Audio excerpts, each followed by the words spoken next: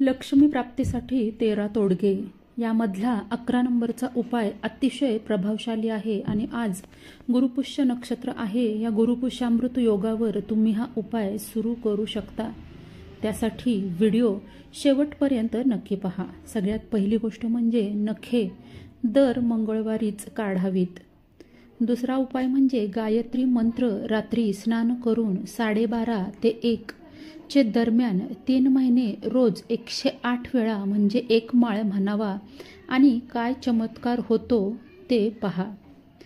तिसरा उपाय म्हणजे जन्मवारी शक्यतो अळणी उपवास करावा।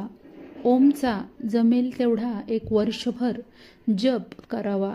चौथी गोष्ट म्हणजे दर बुधवारी मौन पाळावे व पांढरे वस्त्र परिधान करावे। हे वर्षभर कटाक्षाने पाळावे। हनुमानाच्या तसबिरीला केवड्याच्या अत्तराचा 1 थेंब रोज किंवा दर शनिवारी तरी लावावा। तसेच अर्थसहाय्य प्रयत्न करावयास जाताना स्वतःच्या हातासही थेंबभर केवड्याचे अत्तर लावावे। सहावी गोष्ट म्हणजे मिळालेली रक्कम म्हणजेच पगार लगेच खर्च करू नये। 1 रात्र तरी घरातच ही रक्कम ठेवावी। सातवा उपाय म्हणजे 10 रुपयांचे कोऱ्या नोटेला घड्या घालून तिला पिरॅमिडचा आकार द्यावा व पैशाच्या पाकिटात किंवा गल्ल्यात तिजोरीत ती ठेवावी। शक्यतो 1 वर्षभर ही नोट खर्च करू नये। हा उपाय जरूर करून पाहण्यासारखा आहे।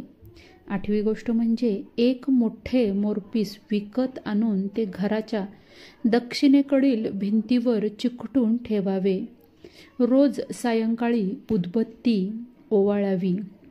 त्यानंतर पुढचा म्हणजेच 9वा उपाय म्हणजे घरातून कामानिमित्त बाहेर पडताना शर्टाच्या वरच्या खिशात थोडे तरी पैसे ठेवावेत।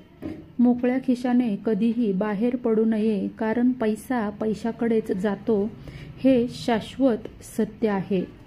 त्यानंतर 10वा उपाय म्हणजे गुरुवारी जर धनलाभ झाला तर त्यापैकी 15, 30, 45 किंवा 60 रुपये एका पांढऱ्या लिफाफ्यात घालून देवघरात ठेवावे। अधिक द्रव्य खेचून आणण्याचे विलक्षण सामर्थ्य यामध्ये आहे। 11वा आणि सगळ्यात महत्त्वाचा उपाय म्हणजे गुरुपुष्यामृत योगावर सराफाकडून चांदीचे निरंजन दिवे लागण्यापूर्वी आणावे। त्यात रोज 1 याप्रमाणे वाढवत 12 फुलवाती व 12व्या दिवसापासून 1 याप्रमाणे उतरवत लावाव्या। 1 ते 1.5 महिन्यात खूप मोठी रक्कम घरी चालत येते। या काळात घरात विटाळ असेल तर ते 4 दिवस टाळून वरील उपाय करावा। 12वा उपाय म्हणजे हाताचे मधले बोटामध्ये अंगठी घालू नये।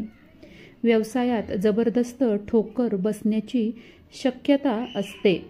13वा उपाय म्हणजे कुलदैवत यांचे वर्षातून एकदा दर्शन, अभिषेक व पूजा टाळाटाळ न करता जरूर करावी।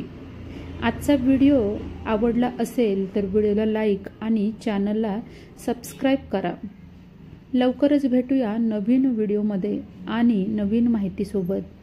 तोपर्यंत माझ्याकडून सगळ्यांना श्री स्वामी समर्थ। व्हिडिओ शेवटपर्यंत पाहिल्याबद्दल धन्यवाद।